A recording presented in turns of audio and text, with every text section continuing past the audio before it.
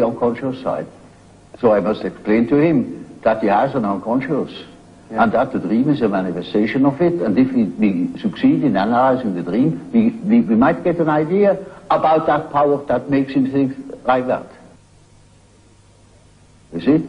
In such a case, one can begin right away with the analysis of dreams. And in all cases that are a bit serious, mind you, this is not a simple case, this is a very serious and difficult case, in spite of the simplicity of the phenomenology, of the symptomatology. In all cases, after the preliminaries, as it were, history of the family, the whole medical anamnesis, etc., we come to that question.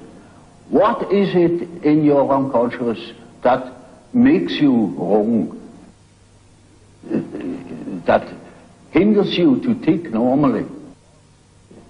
And then we are there where we can begin with the observation of the unconscious. And then, day by day, one goes on by the data the unconscious produces. You see, we discuss the dream, and that gives a new surface to the whole problem. And he will have another dream, and the next dream gives again an answer, because the unconscious is in a compensatory relation to consciousness, and after a while we get the full picture. And if he has the full picture and has the necessary moral stamina, well, then he can be cured. But in the end, it is a moral question whether a man applies what he had learned or not.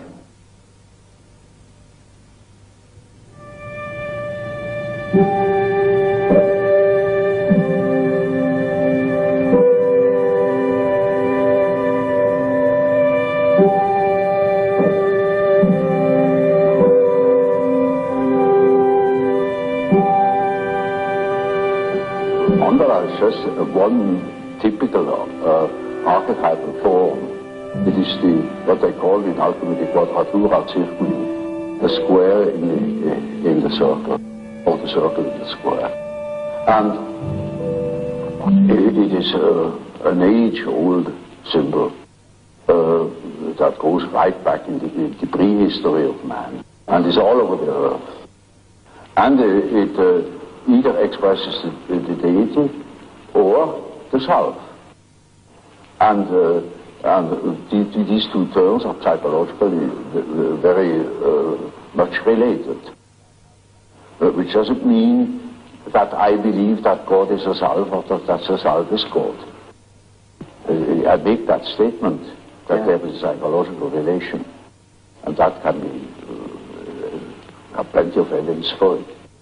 And it is a very important archetype. It's the archetype of an inner order.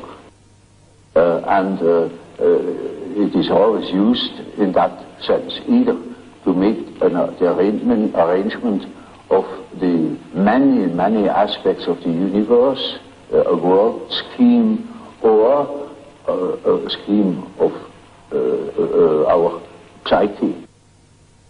And it expresses the fact that there is a center and a periphery, and it tries to embrace the whole. It's a symbol of wholeness.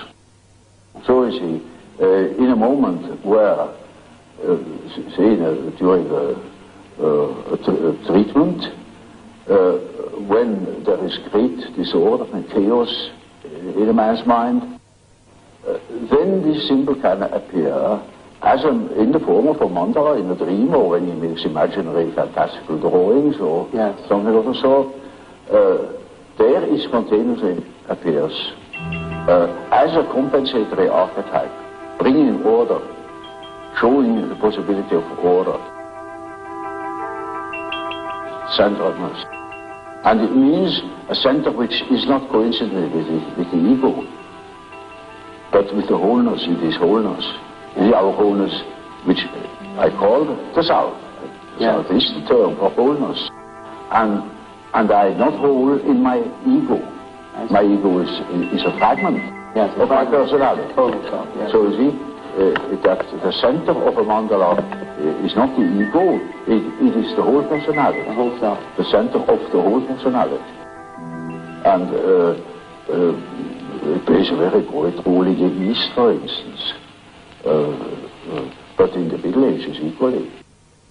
And then it has been lost, it has been thought of as a mere sort of allegorical, decorative motive. But as a matter of fact, it is highly important and highly autonomous symbol that appears in dreams and so on, or in folklore.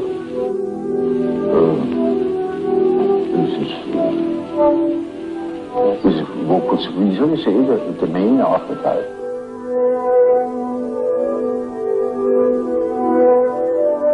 I had a case that was an intelligent young woman.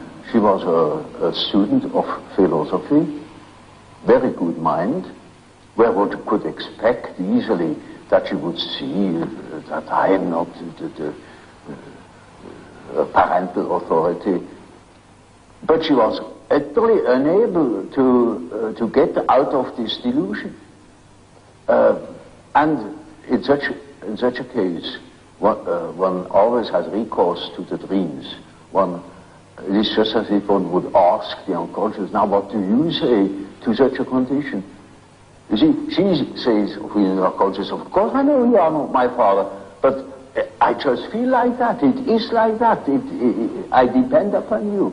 And I say, now you see what the unconscious says. Now the unconscious produces dreams in which I really assumed a very curious role. You know, she was the little infant, she was sitting on my knees, I held her in my arms, I was a very tender father to the little girl, you know. And the last dream of that series was, I cannot tell you all the dreams, was that it was out in nature. I stood in a field of wheat, an enormous field of wheat that was ripe for harvest. And I was a giant. And I held her in my arm like a baby. And the wind was blowing over that field of wheat. Now you know, when the wind is blowing over wheat field, these waves in the wheat field. Yes. And with these waves, I swayed like that, putting her as if it were to sleep, you know. And she felt as being in the arms of a God, of the Godhead. And I thought, now the harvest is ripe, and I must tell her.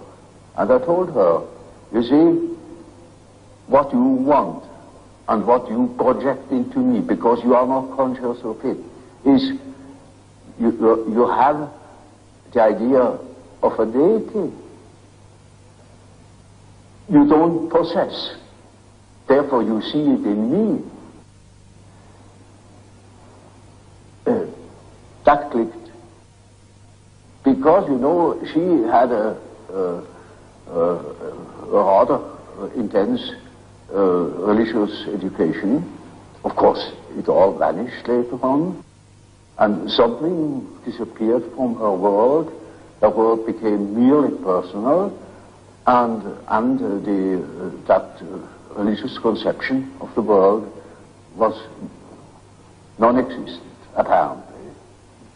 And so she suddenly became aware of an entirely heathenish image that comes fresh from the archetype.